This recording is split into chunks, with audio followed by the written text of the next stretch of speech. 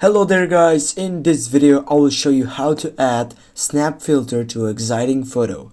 Firstly, what you need to do is to go on third side on the camera roll, and then you have left and right wing. You need to choose on your left wing and click on the gallery button and then select from the camera roll. You need to find a photo.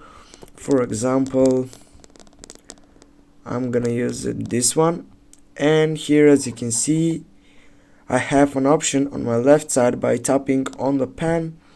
Here I have on the third selection I have a sticker side. Here I can add stickers, for example this one. And also if I just bring right or left, it will be changed the photo frame and the filters on the Snapchat camera section. Here as you can see you can change it in the filter.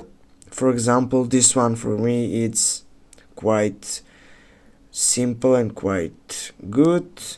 Now what you need to do is just go send to someone, and now guys, you know how to add Snapchat filters to exciting photo. Thanks guys for watching. Don't forget to hit that like and share the video. Have a nice day guys.